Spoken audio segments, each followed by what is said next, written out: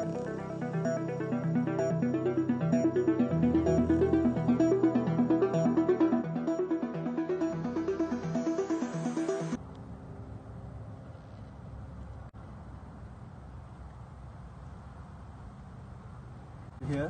this is the blue metal, which is indicate the oxygen. So how this model work? Okay, first of all, as we know, when we inhale, the oxygen will enter our lung. So this is the one of the alveolus in the lung. So here, this is the function of the magnet. So we put it back here, and then we insert the oxygen. When we inhale, the oxygen will enter the alveolus. So here, as we know, the concentration of the oxygen is higher than the concentration of the carbon dioxide. So the oxygen will flow from the high concentration to the low concentration, which is in the pulmonary capillaries. So in the model, in my model, we can see that there is a lot of information which is about the external respiration and internal respiration. So here, which is we have indicate the heart, which is the oxygenated blood will travel.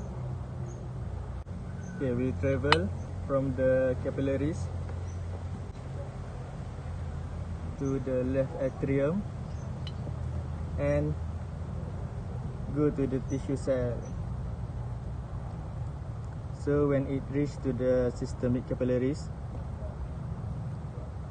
here in the systemic tissue cell, the concentration of oxygen is higher in the systemic capillaries and lower in the tissue cell. So the oxygen will enter the systemic tissue cell, and the cell will use the oxygen.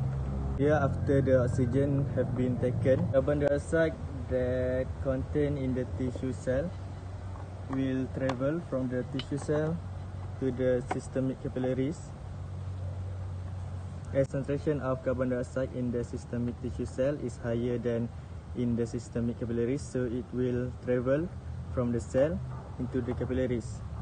So here, so it will travel along the capillaries, along the blood vessel, and move into the right atrium here,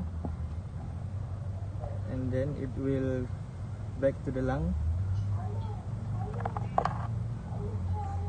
and entering the pulmonary capillaries. So here, carbon dioxide concentration is higher, so it will diffuse to the alveolus and bring back during exhalation. So the carbon dioxide will remove from our body.